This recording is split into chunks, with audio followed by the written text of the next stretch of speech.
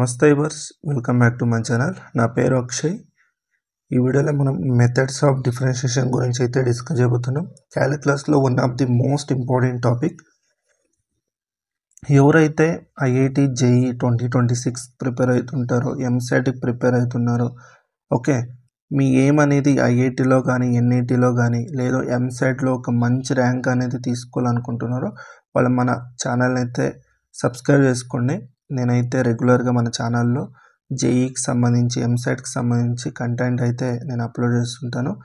Okay, దీంట్లో మనకి first క్యాలిక్యులస్లో one of the most important topic methods of differentiation. దీనిపైన ఎంసెట్కి అయ్యొచ్చు, లేదంటే బిట్సాట్కి అయ్యొచ్చు, లేకుంటే ఐఐటి జేఈలో కూడా మనకి దీనిపైన క్వశ్చన్స్ అయితే అడుగుతూ ఉంటాడు.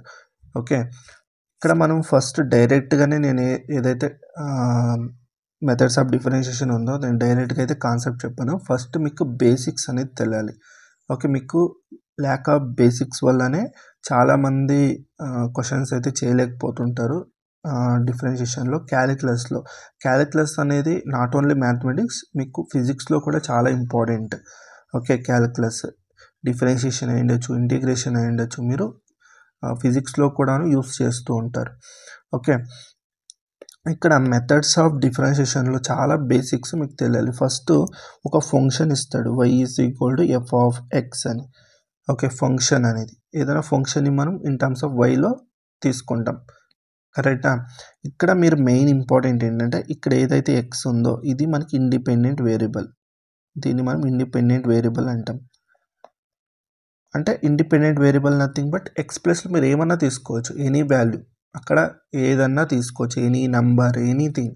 ఓకే, ఏమన్నా వాల్యూ తీసుకోవచ్చు, x ప్లేస్లో మీరు పుట్ చేయొచ్చు. ఓకే, ఈ y అనేది x పైన డిపెండ్ అయింది కాబట్టి y అనేది dependent variable. Okay, dependent variable. ఇప్పుడు ఇది ఫంక్షన్, ఇది ఫంక్షన్ అయినప్పుడు దీనికి ఏమన్నా డిఫరెన్షియేట్ చేయమన్నాడు అనుకోండి.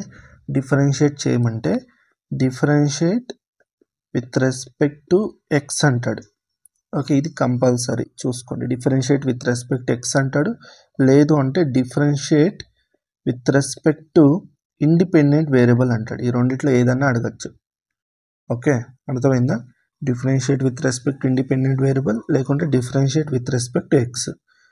ఓకే, ఇలా అన్నప్పుడు మీరు ఏం చేయాలంటే దీన్ని డిఫరెన్షియేషన్ చేస్తే, ఓకే, d/dx ఆఫ్, ఇది symbol, differentiation symbol with respect to x. Okay, f(x) అని రాస్తాం. దిస్ నథింగ్ బట్ దీన్ని f'(x) అని కూడా రాస్తాం. సింబల్స్ చూడండి, దీన్ని f'(x) అని రాయొచ్చు, లేదంటే సింపుల్గా y' అని కూడా రాయొచ్చు, y' అని కూడా రాస్తారు. ఓకే, సమ్ బుక్స్లో అయితే y1 అని కూడా రిప్రజెంట్ చేస్తారు. ఓకే, దీన్ని ఫస్ట్ ఆర్డర్ డెరివేటివ్ అంటాం. ఫస్ట్ ఆర్డర్ డెరివేటివ్, దీన్ని ఫస్ట్ ఆర్డర్ డెరివేటివ్ అంటాం. ఓకే, దీనికి డిఫరెన్షియేషన్ చేశారనుకోండి, d²f(x)/dx². మళ్ళీ దీనికి డిఫరెన్షియేషన్ చేస్తే f'(x) అని రాసుకుంటాం. ఓకే, దీన్నే లేకుంటే y" అని కూడా రాస్తాం. దీన్నే సెకండ్ ఆర్డర్ డెరివేటివ్ అంటాం. సెకండ్ ఆర్డర్ డెరివేటివ్ అని పిలుస్తాం. ఓకే, ఇదైతే మీకు క్లారిటీ వచ్చింది అనుకోండి.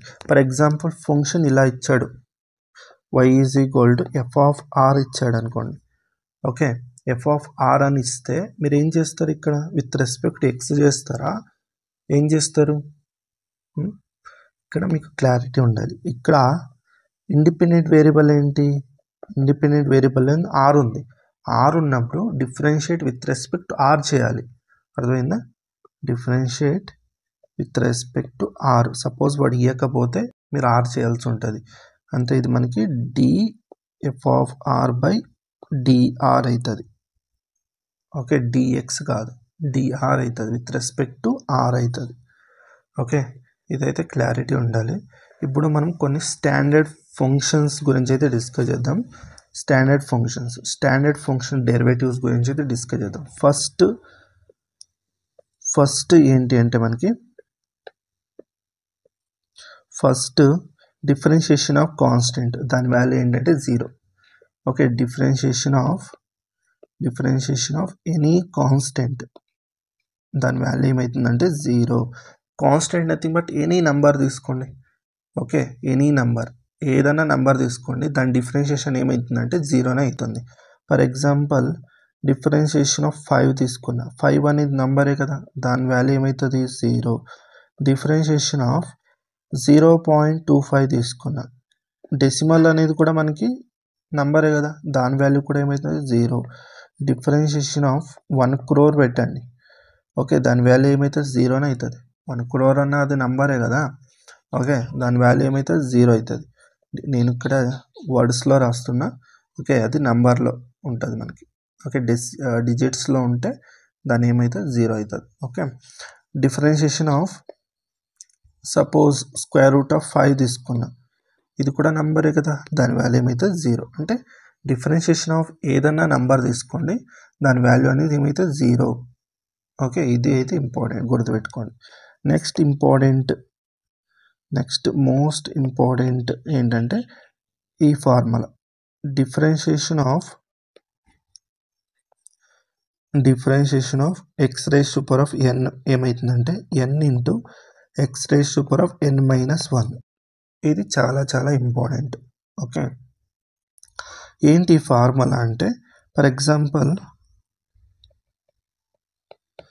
డిఫరెన్షియేషన్ ఆఫ్ x² ఇచ్చాడు అనుకోండి, అప్పుడు ఏమవుతుంది, n ప్లేస్లో ఎంత ఉంది 2 ఉంది, ఇప్పుడు పుట్ చేస్తే 2 ఇంటూ x⁻² - 1 అంటే 2x అవుతుంది ఆన్సర్.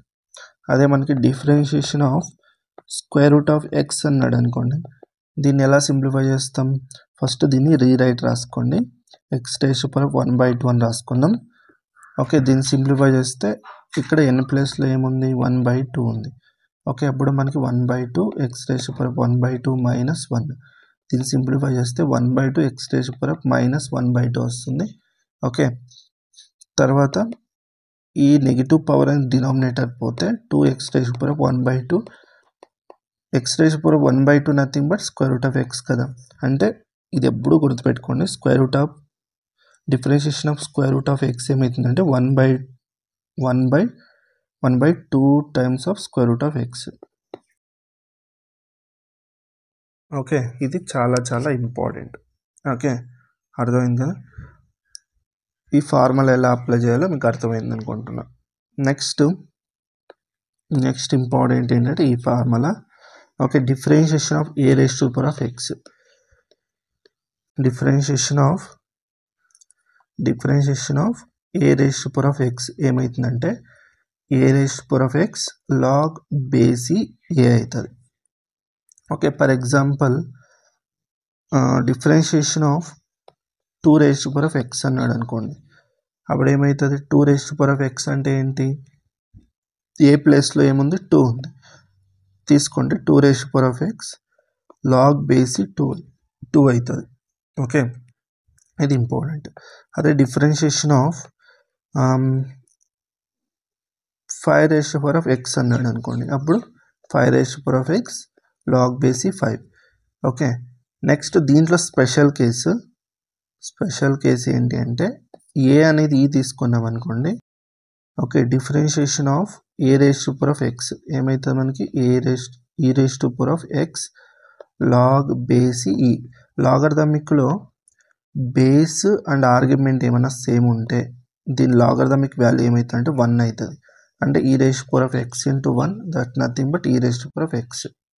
ఓకే, అందువల్లనే స్టాండర్డ్ ఫార్ములాస్లో డిఫరెన్షియేషన్ ఆఫ్ e⁻x ఏమవుతుందంటే e⁻x అవుతుంది. ఓకే, అర్థమైంది కదా.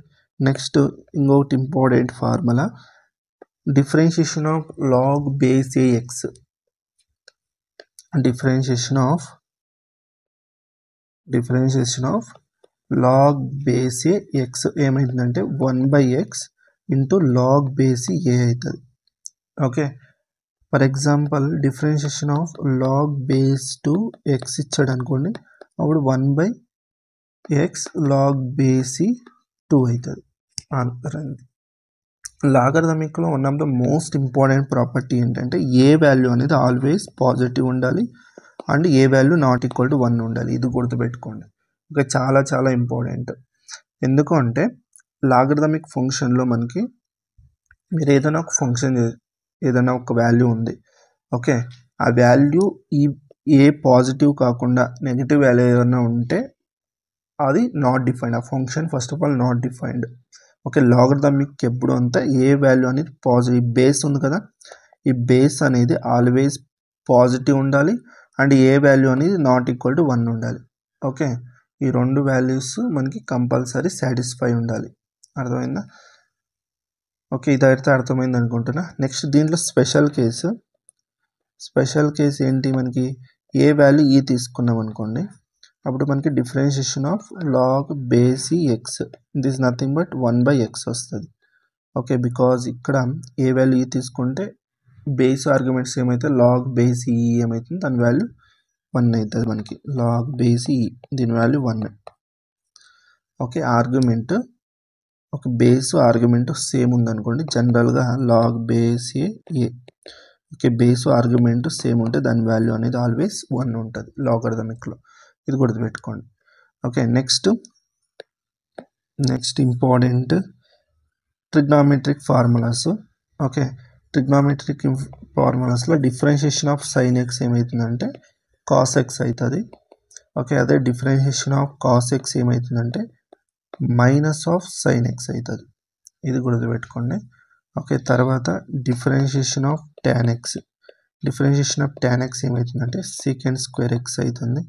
ఓకే, తర్వాత డిఫరెన్షియేషన్ ఆఫ్ కాట్ ఎక్స్ ఏమవుతుందంటే మైనస్ కోసికెండ్ స్క్వేర్ ఎక్స్ అవుతుంది. ఓకే, ఇది చాలా ఇంపార్టెంట్. తర్వాత డిఫరెన్షియేషన్ ఆఫ్ మనకి కాట్ ఎక్స్ అయింది, తర్వాత second X. Differentiation of secant x ఏమవుతుందంటే secant x into tan x. Okay, తర్వాత డిఫరెన్షియేషన్ ఆఫ్ కోసికెంట్ ఎక్స్ ఏమవుతుందంటే minus cosecant x into cot x. అర్థమైంది కదా? తర్వాత differentiation of sine inverse x ఏమవుతుందంటే 1/√1 - x² అవుతుంది. ఓకే, ఎక్స్ వాల్యూ అనేది always -1 and 1 మధ్యలోనే ఉండాలి. And differentiation of cos inverse x ఏమవుతుందంటే ఈ sine inverse x function value ఏదైతే ఉందో దానికి నెగిటివ్ సైన్ తీసుకోండి, -1/√1 - x² అవుతుంది. And differentiation of tan inverse x ఏమవుతుందంటే 1/1 + x² అవుతుంది. And differentiation of cot inverse x ఏమవుతుందంటే ఈ tan ఇన్వర్స్ ఎక్స్ డెరివేటివ్ ఉంది కదా, దానికి నెగిటివ్ సైన్ తీసుకోండి, -1/1 + x² అవుతుంది. నెక్స్ట్ మనకి ఏముంది, మనకి సీకెంట్ ఇన్వర్స్ ఎక్స్, దాని డెరివేటివ్ ఏమవుతుందంటే 1/mod x × √x² - 1. ఇది secant inverse X. Okay, derivative of secant inverse X. అదే మనకి కోసికెంట్ ఇన్వర్స్ ఎక్స్ ఏమవుతుందంటే దీనికి మనం నెగిటివ్ సైన్ తీసుకుంటాం. దీని ఏదైతే సీకెంట్ ఇన్వర్స్ ఎక్స్ ఉంది కదా, దీనికి నెగిటివ్ సైన్ తీసుకుంటే మనకి కోసికెంట్ ఇన్వర్స్ ఎక్స్ వస్తుంది. ఓకే, ఇదైతే క్లియర్ అయింది కదా. ఇదైతే మనకి బేసిక్ స్టాండర్డ్ ఫంక్షన్ డిఫరెన్షియేషన్, ఇది డెరివేటివ్స్. ఓకే, ఇదైతే మీకు కంపల్సరీ రావాలి. ఓకే, చాలా చాలా ఇంపార్టెంట్. మంచిగా ప్రాక్టీస్ చేసుకోండి ఈ డెరివేటివ్స్ అనేది. ఓకే, అర్థమైంది కదా. నెక్స్ట్ వీడియోలో మనం రూల్స్ గురించి అయితే డిస్కస్ చేద్దాం. Okay, product rule, quotient rule, chain rule, దీని గురించి అయితే డిస్కస్ చేద్దాం నెక్స్ట్ వీడియోలో. ఓకే, మీకు ఈ వీడియో నచ్చితే వీడియోకి అయితే లైక్ చేయండి, షేర్ చేయండి, మన ఛానల్ని అయితే సబ్స్క్రైబ్ చేసుకోండి, సపోర్ట్ చేయండి.